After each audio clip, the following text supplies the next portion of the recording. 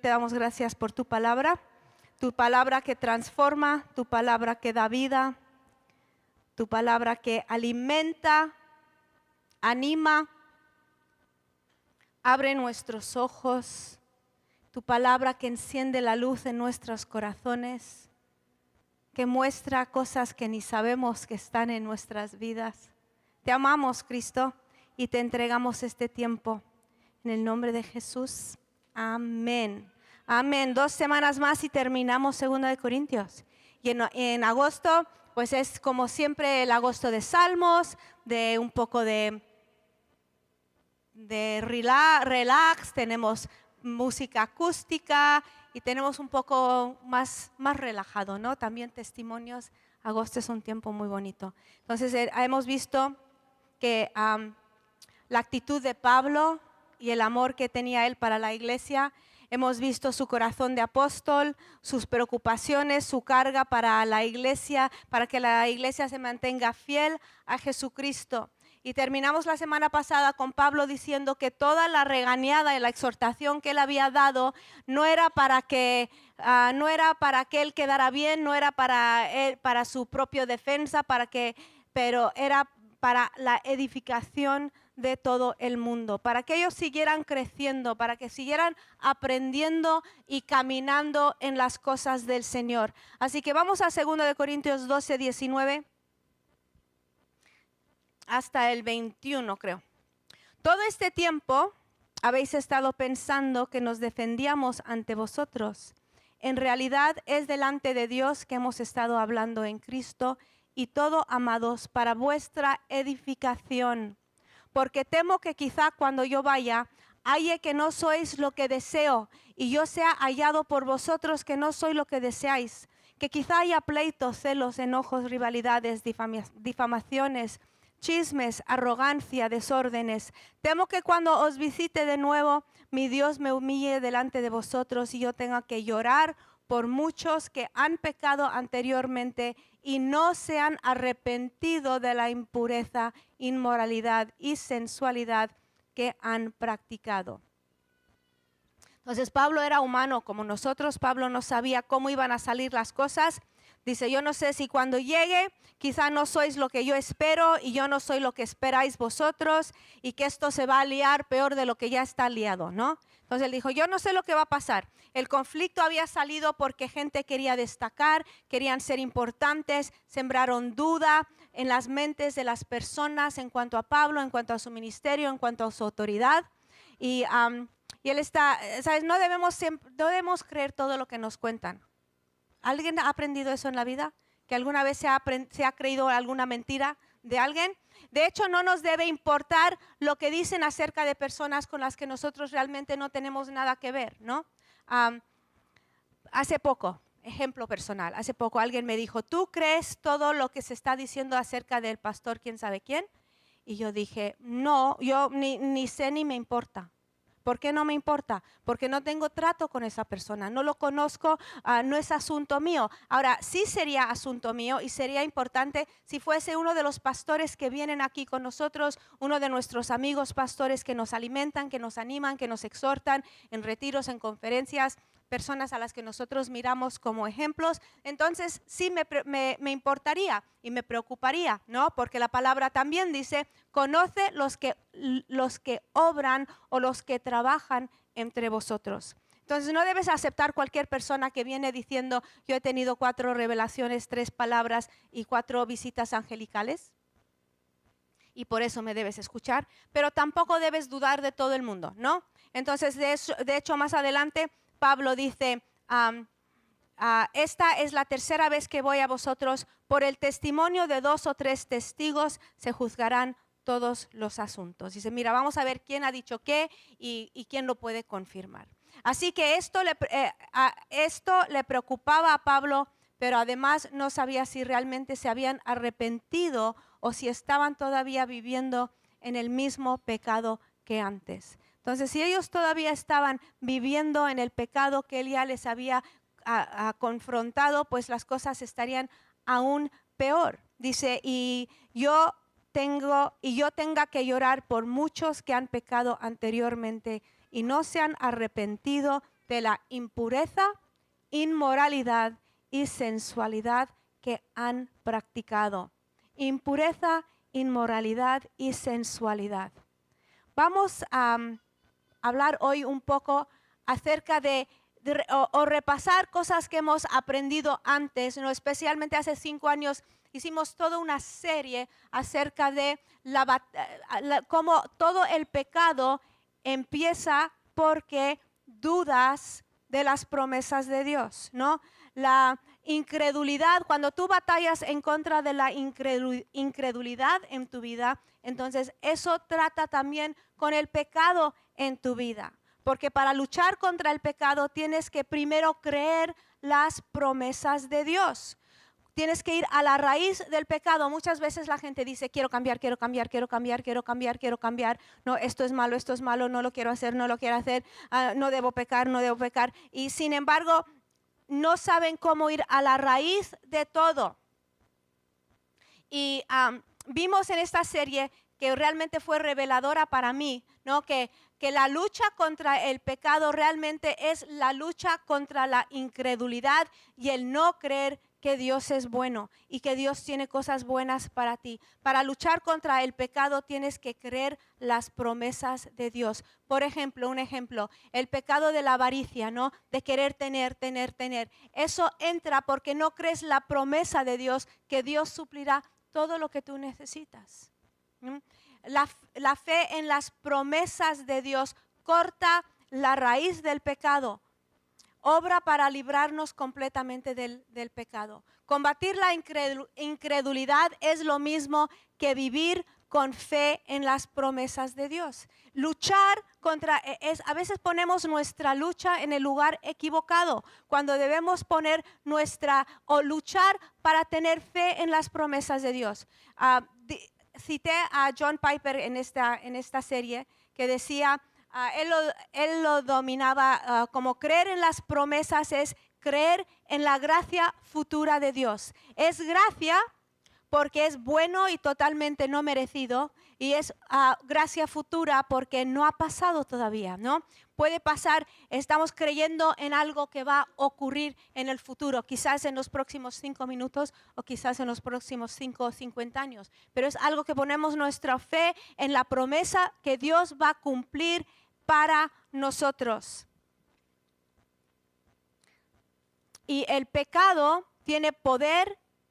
¿Por qué? ¿Por qué tiene poder el pecado en nuestras vidas? Por las promesas que nos ofrece. Pecamos porque nos creemos esas promesas. Ahora nosotros tenemos una arma para luchar contra las mentiras del pecado, y esa es la verdad de las promesas de Dios. En vez de lo que te promete el pecado, tú pones tu mira en lo que Dios te promete. Todo lo que necesitamos, el cumplimiento de las promesas de Dios está garantizado por el hecho de que Dios no escatimó a su propio Hijo. Cortamos la cuerda del pecado con el poder de una promesa superior a lo que el pecado nos ofrece. Ahora, cuando Romanos 8:32, el que no escatimó ni a su propio Hijo, sino que lo entregó por todos nosotros, ¿cómo no nos dará también con él todas las cosas?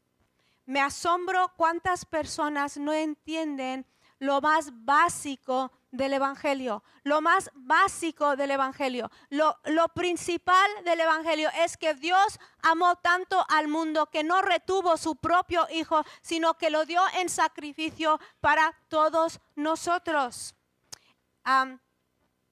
Y esta es lógico cuando tú crees en la palabra, en la promesa de Dios, cuando tú entiendes que Él murió por ti. Dice, porque Dios dio todo en el pasado, ¿vale? Para salvarme.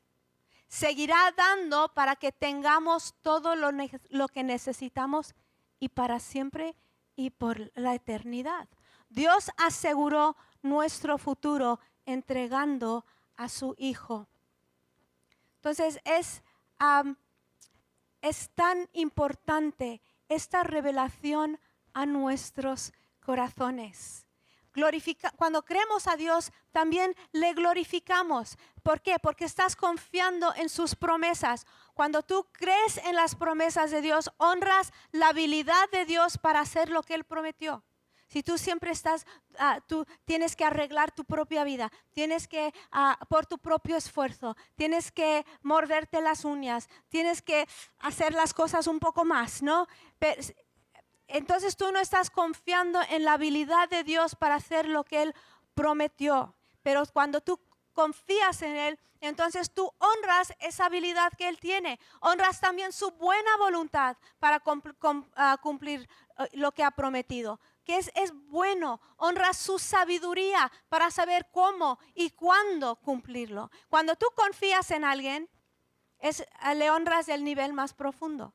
Si tú dudas de la palabra de alguien, si todo lo que te dice no sabes, entonces deshonras a esa persona. Pero si tú pones tu confianza en alguien y tú dices, bueno, lo que esta persona dice va a misa, ¿no? Lo que esta persona dice es verdad, y nunca dudas si alguien dice, mira, si lo ha dicho, lo va a hacer, ¿no?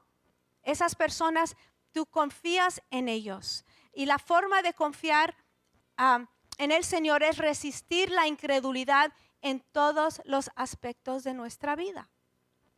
Porque nadie deshonra a alguien más de no creer lo que ha dicho, ¿no?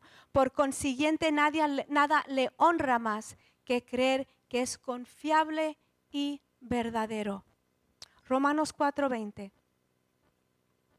Esto va a subrayar lo que estamos viendo.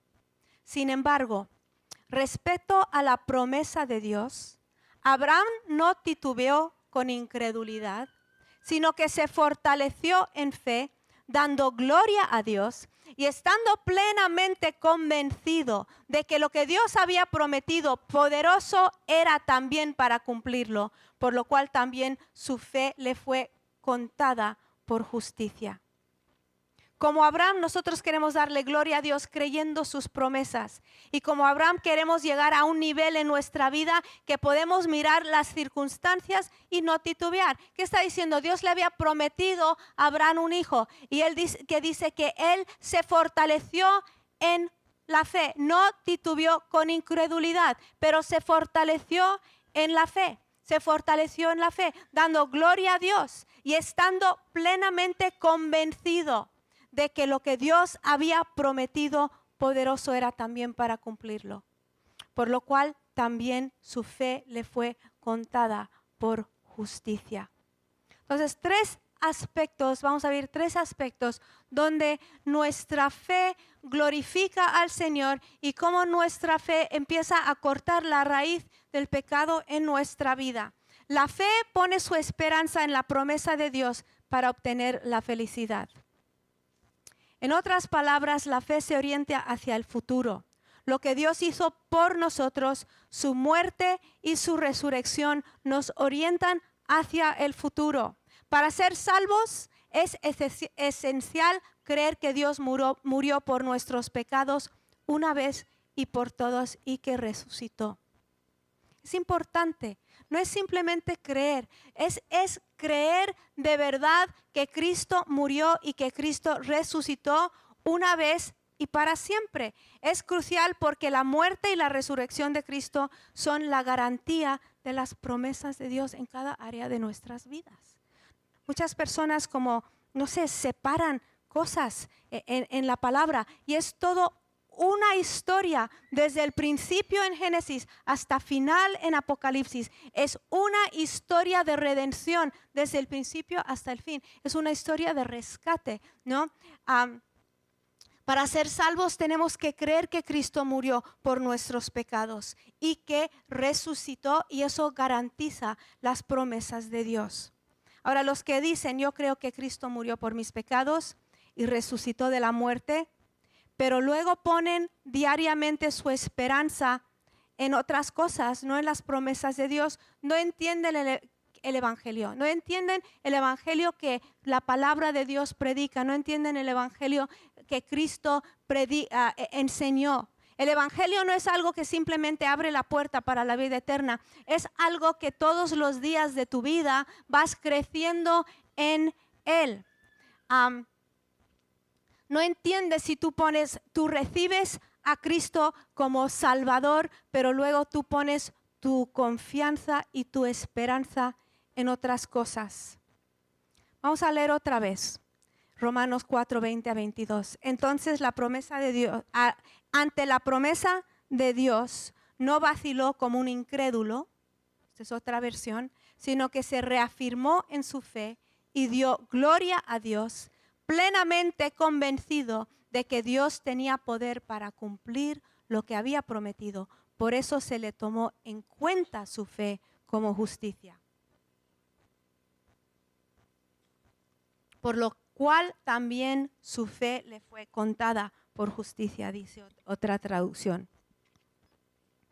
¿Cómo fue que Abraham fue justificado ante Dios? Porque creó en las promesas de Dios. La fe de Abraham era una fe orientada hacia el futuro, una fe que justificaba. ¿Y cómo aplicamos eso a nosotros? A los que creemos en Él. A ver, vamos a ver, voy a leerlo otra vez. Ante la promesa de Dios no vaciló como un incrédulo, sino que se reafirmó en su fe y dio gloria a Dios, plenamente convencido de que Dios tenía poder para cumplir lo que había prometido. Por eso se le tomó en cuenta su fe como justicia. Y no solamente con respeto a él se escribió que le fue contada, sino también con respeto a nosotros, a quienes ha de ser contada.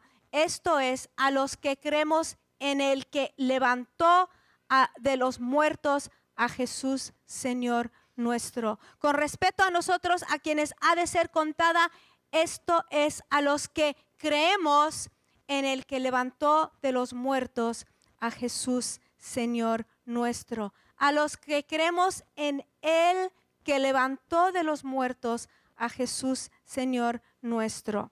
Ahora no dice, y esto es interesante, la fe le será contada como justicia a los que creen en el pasado hecho histórico que Jesús resucitó de los muertos. No, es poner tu fe en Él, aunque es crucial eso creerlo, ¿no? Pero el versículo dice que seremos considerados como justos si creemos en Dios que levantó de los muertos a Jesús. Y ese Dios es el mismo Dios y ese mismo Dios que resucitó de los muertos a Jesús es el Dios con el que nosotros podemos contar y confiar en nuestra vida y en el día a día. A fin de que sepamos que su Hijo vive para siempre, para interceder por nosotros. Dios dio a su Hijo para interceder por nosotros. No es eso, a veces la gente piensa que eso significa que Cristo está en el cielo haciendo una oración. No, Él intercedió por nosotros ante el Padre, Él fue nuestro intercesor y Él intercedió por nuestro pecado y Él nos da la vida eterna. Para que sepamos que Cristo reina victorioso por encima de todos sus enemigos, Él resucitó de la muerte. Y Él lo puede todo, porque creemos en Él. Si tú crees en un Dios que resucitó a Cristo a Jesús de entre los muertos, entonces tú sabes que nada es imposible para Él. Por eso podemos confiar en Él. Él es fidedigno, confiable. Él es confiable hoy, mañana, siempre. Somos justificados no por solo creerlo, ¿ves? Hay gente que dice, pues yo creo, pero luego hablas con ellos un poco y no están seguros de nada. Hablas con ellos un poco y no están seguros de la vida eterna, porque es más que creer, es poner tu esperanza plenamente en el Dios que lo hizo. Tienes que poner tu esperanza, tienes que recostarte en lo que Él ha hecho. Tienes que poner todo tu peso en lo que Él ha hecho, en lo que Dios aseguró y garantizó por medio de esa muerte y por medio de esa resurrección. No es simplemente algo que te lleva al cielo. Tú pones tu esperanza como que tú te avientas a la piscina, confiado en lo que Dios ha hecho. Que Dios nos justifica, que perdona nuestros pecados, que toma en cuenta nuestra fe como justicia cuando nosotros creemos en Él. Somos justificados por poner nuestra esperanza en Él. Entonces hay mucha gente que dice yo creo, pero no tienen su esperanza puesta en Él. Entonces que ponemos nuestra esperanza en Él, en nuestra fe en Él. Y luego esa fe produce fruto. La fe en las promesas de Dios es la fe que produce lo que Pablo llama las obras de fe. Vamos a leerlo en Primera de Tesalonicenses 1:3. Teniendo presente sin cesar delante de nuestro Dios y Padre vuestra obra de fe, vuestro trabajo de amor y la firmeza de vuestra esperanza en nuestro Señor Jesús. Que dice vuestra obra de fe, vuestro trabajo de amor y la firmeza de vuestra esperanza en Cristo Jesús. Tu esperanza en Cristo Jesús produce buenas obras, produce fruto. Segunda de Tesalonicenses 1:11. Con este fin también nosotros oramos siempre por vosotros, para que nuestro Dios os considere dignos de vuestro llamamiento y cumpla todo deseo de bondad y la obra de fe con poder. Cuando Pablo hace referencia a la obra de fe, quiere decir que cuando tienes esa clase de fe, donde tu esperanza está en Dios, hay una dinámica de fe que cambia tu corazón y produce obras de amor. Cambia tu corazón, empieza a producir cosas de amor en tu vida y las obras de amor no son nunca obras de pecado, ¿vale? Es como una semilla que crece y produce obras de amor, comportamiento de amor, palabras de amor, acciones de amor. El amor nunca obra en pecado. El amor obra en la esperanza de Dios, en la fidelidad de Dios. Gálatas 5:6, porque en Cristo Jesús ni la circuncisión ni la incircuncisión significa nada, sino la fe que obra por amor. La fe nunca deja de hacer cambios en nuestras vidas y no puede dejar de cambiar nuestra vida. Cuando tú todas las mañanas tú te levantas y tú sabes que tú te has puesto todo estoy buscando otra palabra, pero esperanza es la mejor. Cuando tú pones toda tu esperanza en Él y tú descansas en Él, tu vida sigue cambiando. Se sigue transformando. Aquello en lo que nosotros depositamos nuestra esperanza siempre gobierna nuestra vida. Esto es importante. Donde tú pones tu esperanza, eso es tu rey, eso es tu gobierno. La cosa en la que tú pones tu esperanza, vamos a ver ejemplos prácticos, ¿no? Si tú has puesto tu esperanza en una carrera, pues todo el mundo aquí sabemos que nosotros pensamos que la carrera es buena, que necesitas estudiar, pero si tú pones tu esperanza en eso, en ganarte la vida, entonces durante unos años esa carrera gobierna tu vida de cierta forma. Ahora, esto es un ejemplo práctico, no es malo esto, ¿vale? Gobierna tu vida de una forma, ¿no? Determina las decisiones que se toman y lo que se hace, obvio. Si tu esperanza de tu economía en tu futuro, dices, mira, si yo no estudio, yo no como, así que esto gobierna mi vida. Y la gente, los chicos dicen, vamos a la discoteca, y tú dices, ¿qué? No, porque tengo que estudiar. Entonces, esto es un ejemplo bueno que te ayuda a ver, ¿no? lo que estoy diciendo. Le ponemos nuestra esperanza, pero si tú pones tu esperanza siempre en el dinero gobierna tu vida. Si pones tu esperanza en el ocio, ¿no? Que el ocio es tu esperanza de felicidad, tu esperanza de amistades. Si tú lo pones en tu ocio, entonces eso también gobierna tu vida. Todas tus decisiones vienen por ahí. La actitud hacia la vida que desarrollamos, todo tiene que ver con pasarlo bien, ¿no? Todo tiene que ver eso, porque eso es lo que tú has puesto tu esperanza en eso. Si el ocio es nuestra esperanza de felicidad, de alegría y de una vida completa, todas nuestras decisiones giran alrededor de dónde voy a comer, dónde voy a cenar, de la escalada, de las vacaciones, del cine, entonces todo. Y puede ser muchas cosas en las que tú pones tu esperanza. Puede ser en el prestigio, en la comodidad, en el poder, en el éxito. También puede ser en una persona, ¿no? Si una persona ha sido tu esperanza de felicidad y esa persona desaparece, muy difícil, ¿no? Muy difícil. ¿Por qué? Porque nada dura para siempre. ¿Y dónde tenemos que poner nuestra esperanza? Tenemos que poner nuestra fe en la muerte, la resurrección de Jesús, en el que lo resucitó de los muertos, porque Él es el mismo hoy, ayer y por los siglos. Entonces, aquello en lo que depositamos nuestra esperanza determinará las decisiones que tomemos y los actos que realicemos. Eso es así. Entonces, si tú pones tu esperanza, tú depositas tu esperanza en las promesas de Dios, esto también afecta todo lo que haces, afecta las actitudes hacia la vida que tú desarrollas. Si mi esperanza está en Cristo, entonces todo lo que yo decido tiene que ver con Él. La fe en las promesas de Dios es la raíz de toda justicia y el amor y nos lleva a la obediencia. La fe es poder y nunca deja de cambiarnos, como yo dije. Entonces, cuando nuestra esperanza está en Cristo, esto nos lleva pasos hacia la obediencia. Gálatas 2:20. Con Cristo he sido crucificado y ya no soy yo el que vive. ¿Alguien está preguntando? Gálatas 2:20, ahí está.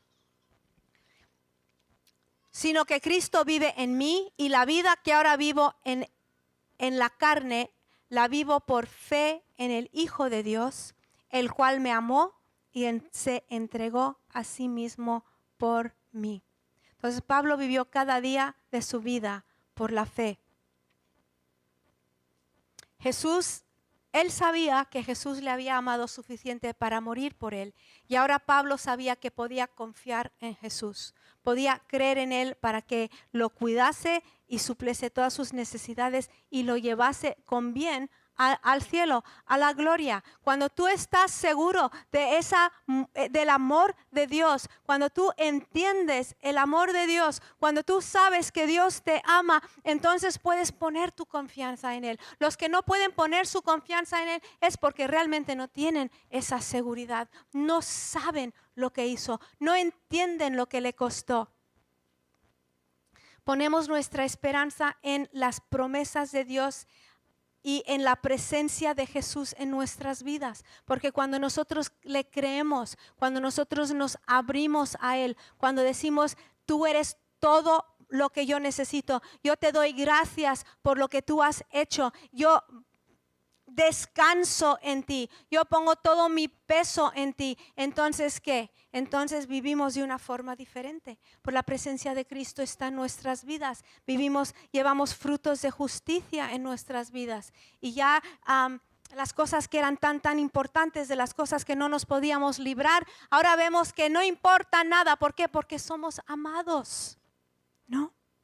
Somos amados. A veces se ve, yo siempre voy a una conferencia a veces en Alemania, a veces en Inglaterra, y hay un chico ahí, no, el soltero de oro, ¿no? Era el soltero todos los años el soltero de oro. Yo ya llevo ahí como 10 años y todos los años el soltero de oro más viejito, ¿no?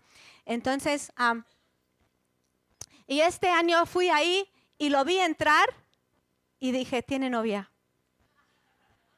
¿Por qué? Porque tenía otra cara. ¿Me explico? Era amado. Era amado. Y le pregunté a alguien, ¿tiene novia? Sí, tiene novia. Le felicité, ¿te vas a casar? Sí, me voy a casar. Y ya, mira, de ser el soltero de oro, porque sí, pero bueno, ¿por qué? Porque el amor te cambia, ¿no? El amor te cambia. Entonces, cuando tú experimentas el amor de Dios, entonces te cambia. Cambia tu manera de ver la vida. ¿Por qué? Porque el amor de Dios es algo tan real cuando tú lo entiendes, cuando tú lo recibes, cuando tú abres tu corazón y dices, lo creo, pongo mi esperanza en Dios. Dices, es que es muy difícil para mí, Rebeca, yo soy una persona muy racional y yo pienso mucho y mira, pon tu esperanza en Cristo y Él te va a ayudar. Él te va a ayudar a entender cosas. Toma un paso de fe hacia Dios. Tenemos que tomar un paso de fe, aunque no entiendas todo. Y mira, yo no entiendo todo, pero yo sí quiero entenderte, quiero recibirte, quiero conocerte. Quiero dejar todo el pecado que me ata. Y no puedo, necesito ayuda. Pablo vivió cada día de su vida por fe y nosotros también podemos descansar en un Dios que dio todo por nosotros.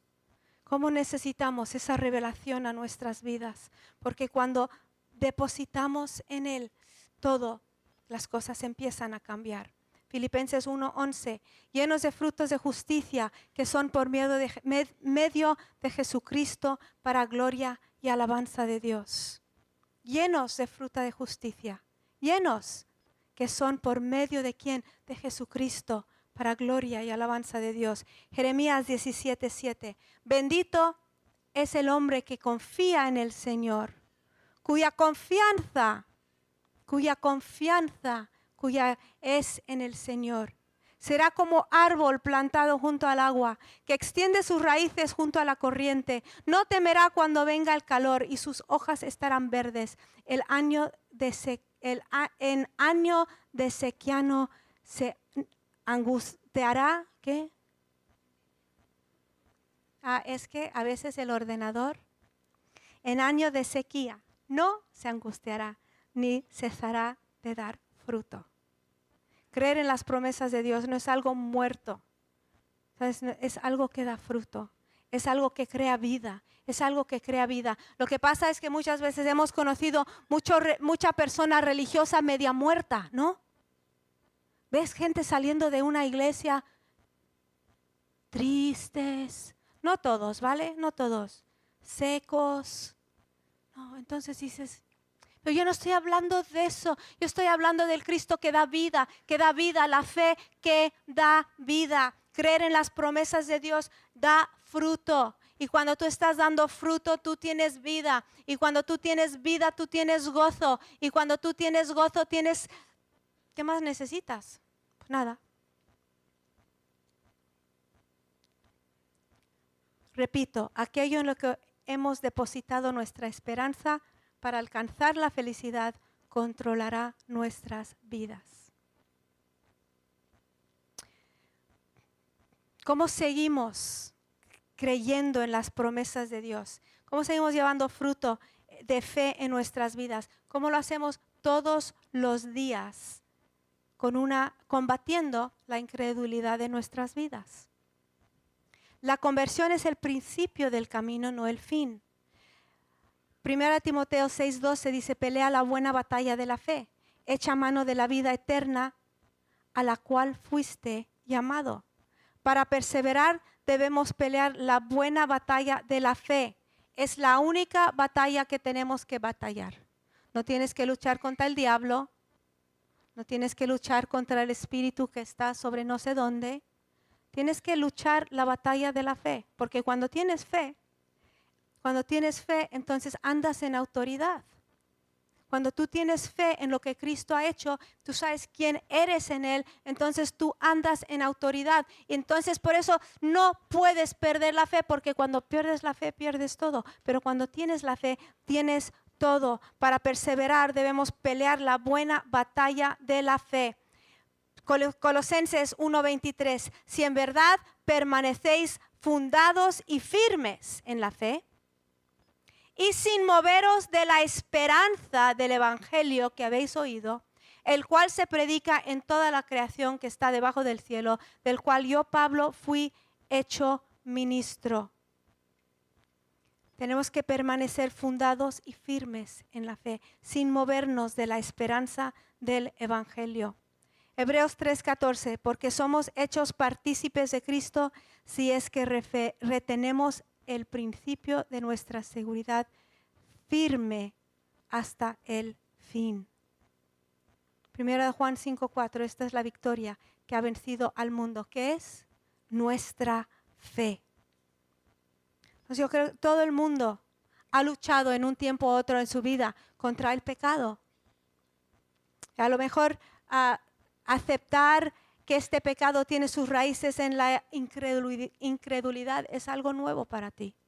Que Dios nos ayude a ver la relación entre la incredulidad y el pecado y que nos conceda la gracia para entender su amor. Cuando tú crees en Él. Yo sé que a veces parezco un disco roto, ¿no? Ahí está Rebeca otra vez con el amor de Dios. Pero es que el amor de Dios, si tú crees en el amor de Dios, cambia todo, cambia todo, cambia todo, cambia todo. Es que no sé otra palabra. Si lo supiese en griego lo diría, todo. Todas las cosas. El amor de Dios empieza a cambiar, empieza a ir a lo profundo de tu vida, de tu corazón. El amor de Dios puede cambiar tu pasado. El amor de Dios puede cambiar las heridas que has sufrido en el pasado. El amor de Dios hasta te puede cambiar esos complejos que pensabas que eran parte de tu vida para siempre. El amor de Dios lo cambia. El amor de Dios lo cambia. El amor de Dios lo cambia. Y tú dices, es que yo, mira, tantos años en la iglesia y siendo el mismo, nunca cambio, soy el mismo. Pues yo estoy seguro de que no has experimentado el amor de Dios, no has entendido la cruz, no sabes lo que Cristo hizo, porque cuando lo entiendes, cuando lo recibes, te cambia. ¿Por qué? Porque empiezas a ver las cosas de otra forma, empiezas a ver a la gente de otra forma. ¿Por qué? Porque has sido amado por Dios. Cuando tú eres amado por Dios, entonces la gente ya no te cuesta tanto amarlos. Ocurre. Dice, si tú eres una persona que no aguanta a nadie, hay personas que no aguantan a nadie. Luego se quedan muy solitos, ¿eh? Llegan a los 80, dicen, es que yo he sido muy exclusivo con mis amistades. Digo, se nota. Pero Dios te abre. Dios te abre a la gente. Dios te abre a diferentes personalidades. Empiezas a disfrutar de la creación que Dios hizo. Porque no puedes amar a Dios y odiar a la gente. Es que es imposible. Tú no me puedes amar a mí y odiar a mis hijos. Si me amas a mí, amas a mis hijos. Si no, no me amas. Es lo mismo con Dios. Si tú estás aquí hoy y tú dices, es que yo no aguanto a nadie. No has experimentado el amor de Dios. Has dejado que una raíz de amargura ha entrado en tu corazón. Y la amargura es como una esponja, ¿no? Como algo que te quita toda la vida. Te quita la alegría. Te quita todo. Por ahí, un amargado. ¿Quién quiere ser un amargado? Levanten la mano. Nadie, todos están escuchando. Cuando creemos sus promesas, crecemos en fe y el fruto es el amor. Queremos agradarle, servirle sobre todas las cosas. Cuando entendemos su amor, empezamos a creer sus promesas. Yo sé que hay personas aquí esta mañana y esto todo les suena muy raro, pero vamos a orar que Dios empiece a mostrarte su amor a través de la muerte de Jesucristo y lo que Él ha hecho por ti. Vamos a orar. Señor, te amamos en esta mañana y te damos gracias. Te damos gracias porque no tenemos que vivir atados al pecado. No tenemos que vivir atados haciendo cosas que después nos hacen sentir tan mal. Podemos ser libres en ti. Libres para amarte, libres para amar a la gente a nuestro alrededor, libres para bendecir a la gente, para ayudar a la gente, para dar fruto en nuestras vidas. Te doy gracias por el poder de la cruz en esta mañana. Ponemos nuestra fe en ti. Pido, Dios, por todas las personas aquí que les cuesta creer. De hecho, están aquí pensando, ¿puede esto realmente? ¿Es esto real o qué es esto? Pido que les des apertura de corazón para que puedan entender quién eres tú. Para que puedan abrir la palabra y entender quién eres. Te amamos, Señor Jesús. Eres tan bueno. Eres tan grande. También pido, Dios, por los creyentes que han estado viviendo en pecado, que tú les ayudes, que vengan a ti, que se arrepientan, que te pidan perdón, que derrames sobre ellos tu amor, tu perdón, tu sanidad, en el nombre de Jesús. Te amamos, Cristo. Te amamos. Te amamos. Amén.